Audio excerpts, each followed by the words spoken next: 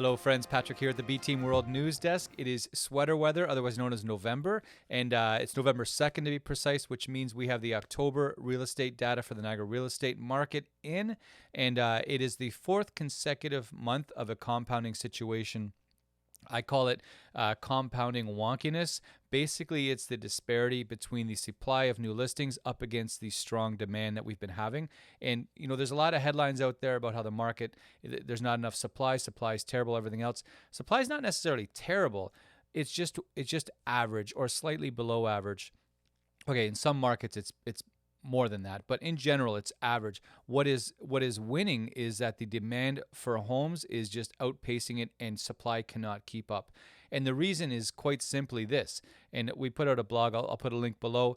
Out the other day, the lopsided potluck dinner, and it's if you have 10 buyers show up to the marketplace to buy a home in Niagara. 5 of them might be replenishing the supply side, but they're selling a house in Woodbridge or Oshawa or Kitchener or Hamilton. So they're not buying in Niagara and replenishing the shelf with their house over here, and then they're going to buy this house over here, and they're going to sell that house, and they're going to buy, the people that are buying here are selling something out of market. And so as a result, it's far more competitive, it's far more difficult, because that compounded wonkiness for a fourth month in a row is leading to these price escalations and the overall heatedness that we're seeing in the marketplace. And for 4 months, the first 2 months we expected. We expected to see July and August quiet because a lot of the restrictions around COVID had relaxed. You could go on a trip, go to the cottage, go see friends, go to a game, barbecue, all that fun stuff, right? The stuff that we desperately wanted to do during COVID that we couldn't, when we could, of course, real estate or moving fell down that priority list. And so our thought as an industry was we would see September have a bump because sort of this delayed thing. People would say, you know what, let's get the kids back in school, get back from the cottage, whatever it is, and then we'll sell and be all wrapped up before Christmas. And so what the expectation was, we would see that bump happen in September. To some extent we did, but only this much as opposed to this much. And then in October, it took a huge step backward in terms of the new listing inventory. And so for a fourth month in a row, we saw very quiet on the new listing inventory. Meanwhile, sales were up here for July and August, and then September, and then October. So that sort of that diverging lines between supply and demand has only led, the symptom of those has been what's happened with pricing. So very quickly, just to give you an example, the Niagara region for the number of homes sold is on pace for just under 10,000 homes for 2021. Turn that back on. So right now we're on pace for about 9,850 sales for the year. That will put it first ever. 2021 will be the highest number of homes sold in any year for the Niagara real estate market.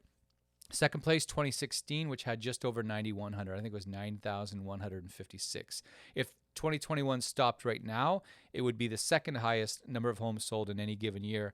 Right now, we're at, I think it's 8,900, something like that. But when you look at the last 4 months, what's happened? New listing inventory. July and August, as I mentioned, we expected it to be quieter, -5% and -10% when you compare those months to the last decade for those same months. So, for example, you look at July. What was the last 10 Julys, the last decade, as far as the month of July goes? July 2021 was 5% below the average for the number of homes listed. August was 10% below the average for the number of homes listed. September, up 3%. Remember, we were hoping for this, but we got that. And then meanwhile, October was 4% under for the number of homes listed.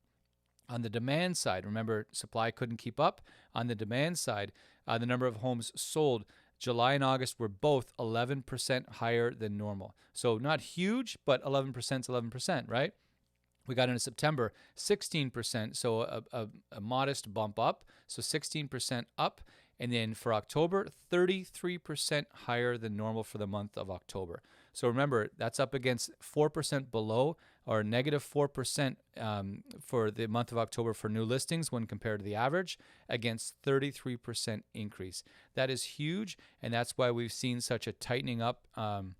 In general, the atmosphere out there is very tight, and there's not enough supply. Of course, there's not enough supply to keep up with a 33% bump in demand. So I'll only look at St. Catharines. St. Catharines is the number one city in terms of the number of homes sold in Niagara every year. So it's a really good sort of case study or representation of what St. Catharines does. The market in general largely does as well. St. Catharines on pace for about 2,550 sales for 2021. That will be, again, first place all time. Second place, guess what? 2016, 2,527 sales. So 2021 is going to beat it, not by a lot, but it's on pace to beat it. Last 4 months, July and August, new listing inventory in St. Catharines, negative 13%, August, negative 20%. We got a bump of plus 8% in September, so we were all excited. Hooray, new listing inventory is coming on. We're going to have a healthier market. And then meanwhile, October, negative 11%. It just, all kinds of inappropriate analogies I could say, but that's what it did. Negative 11% for new listing inventory. And then you look at that against demand. As I mentioned, July and August, 0%. So basically July was average, spot on. August was 2% above average, so pretty close to average. And then we had September at 16% higher than normal for the number of homes sold. And then in October, 26% higher than normal for the number of homes sold. So we went from 0 to plus 2 to plus 16 to plus 26% higher than normal.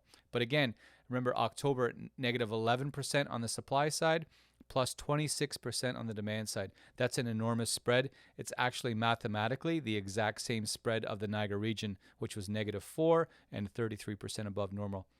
That same trend carries on. Niagara Falls, Welland, Fort Erie, Port Colborne, Niagara Lake, Grimsby, Beamsville, everywhere.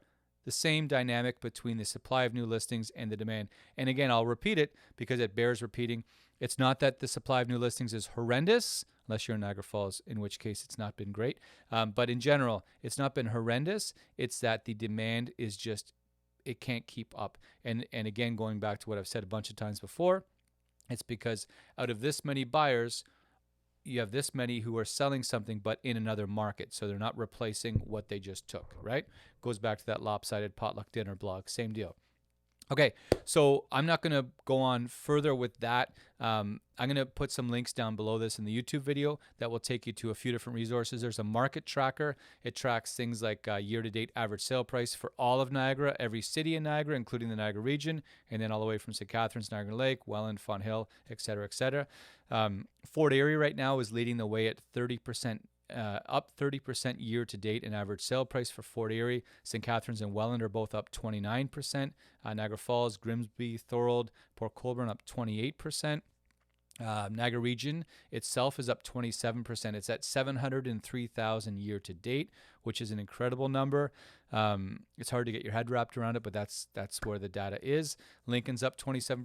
Fonthill's up 20% year to date. And Niagara and the Lake is up 16% year to date. Niagara and the Lake has never had an annual average sale price over $1 million. In this year, they're going to be up about 1.1 something. 1.12, something around that range is what they're on pace for anyway. So yeah, the tracker on our website tracks the average sale price year to date. It also tracks how sales and new listings are doing, again, for each city. Also, there'll be a link to our blog down below where we've got all kinds of intel info, moderately to exceedingly interesting, I should say, information there. Okay, so that's a wrap. Any questions, by any means, you can reach out to us. We're always here to help. I'll put my cell number right there. You can shoot me a text if you like. We love chatting real estate, whether you have a question about your house, your neighborhood, the city, the market in general. Really, genuinely, you can reach out. It's a no-pressure situation. Always happy to chat. Okay, thanks so much for joining me. Stay tuned. All right, see you guys. Bye.